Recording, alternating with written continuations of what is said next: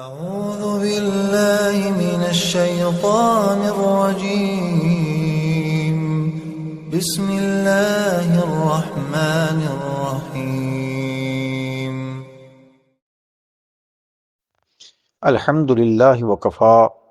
السلام علی عبادہ الذین اصطفیٰ۔ امام ترمذی رحمۃ اللہ علیہ نے جناب عبداللہ ابن عباس رضی اللہ عنہما سے نقل کیا ہے کہ ان رسول اللہ صلی اللہ تعالی علیہ وسلم خرج من الخلاء، ایک مرتبہ نبی علیہ السلام بیت الخلاء سے فارغ ہونے پر باہر تشریف لائے۔ فقرب الیہ الطعام، تو صحابہ نے آپ کی خدمت میں کھانا بھی پیش کیا۔ فقالوا لا نأتیک بوضوء، اور ساتھ یہ کہہ دیا کہ ہم کیا آپ کی خدمت میں وضو کا پانی لے آئیں تاکہ آپ وضو کر لیں۔ قال، آپ نے ان کی اصلاح فرمائی یہ کہتے ہوئے کہ انما امرت بالوضوء اذا قمت الى الصلاۃ، کہ اللہ نے مجھے وضو کا اسی وقت حکم دیا ہے جب میں نماز کا ارادہ کروں۔ تو یہاں پر وضو سے مراد وضو اصطلاحی ہے، وہ جو نماز سے پہلے وضو کیا جاتا ہے اس کو وضو اصطلاحی کہتے ہیں، جبکہ کھانے کے لیے یا جب استنجا وغیرہ سے انسان فارغ ہو تو وضو کرنا، وضو اصطلاحی کرنا لازم نہیں ہے، بلکہ حضور علیہ السلام نے اسی لیے انکار فرما دیا کہ شاید کہیں یہ لوگ لازمی اور ضروری نہ سمجھ لیں کہ جب استنجا سے فارغ ہو تو وضو کیا جائے۔ اگرچہ باعث اجر ہے مسلمان وضو پر بھی رہے، لیکن مسئلہ کی حقیقت بھی جانیں کہ جب وضو سے فارغ ہو، یعنی استنجا سے فارغ ہو تو وضو کرنا فوراً اسی وقت لازم ہے، ایسا نہیں ہے۔ تو کھانے کے وقت نبی علیہ السلام کی تعلیم یہ، اور بعض روایت میں ہے بھی کہ کھانے کے پہلے اور کھانے سے بعد وضو کیا جائے، جو وضو اصطلاحی ہے، نماز کے لیے شرط ہے، یا نماز کے اوقات میں کیا جاتا ہے، اسے تو سب جانتے ہیں، لیکن لغت عرب میں صرف ہاتھ منہ دھونے کو بھی وضو کہتے ہیں، اور وضو لغوی کے اعتبار سے یہ مشہور ہے، وضو ظاہری لغوی۔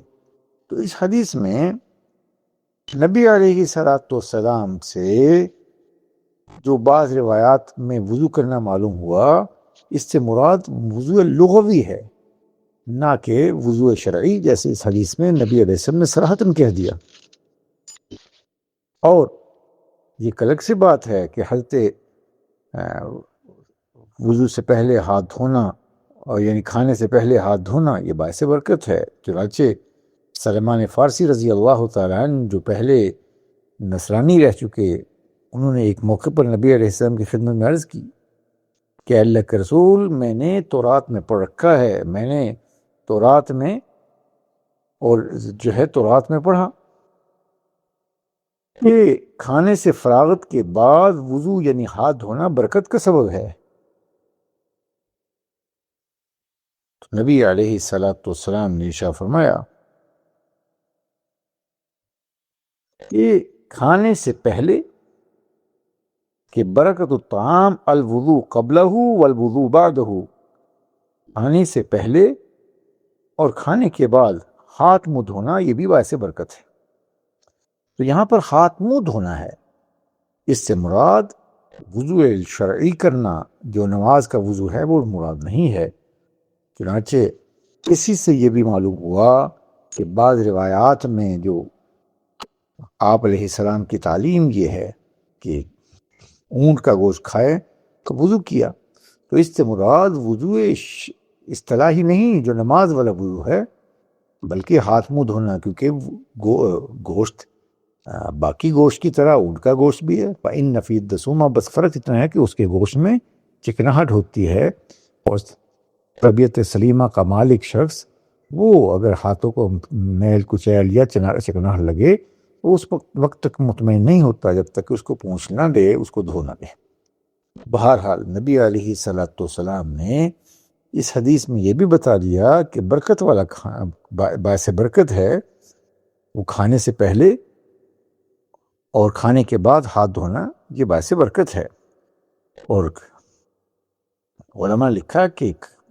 کھانے سے پہلے برکت کا کیا معنی، کہ کھانے والوں کا شکم جو ہے سیر ہو جاتا ہے، پیٹ بھر جاتا ہے، اور کھانے کے بعد ہاتھ دھونے میں برکت سے مراد یہ ہے کہ جن فوائد اور مقاصد کے لیے کھانا کھایا اللہ اپنے فضل سے وہ پورے کر دیتے ہیں۔ وہ کھانا جزء بدن بنتا ہے اور طبیعت میں نشاط کا موجب بنتا ہے۔ اللہ ہم سب سے راضی ہو، دین سیکھ کر حضور علیہ السلام کی سنتوں پر عمل کرنے کی توفیق عطا فرمائے۔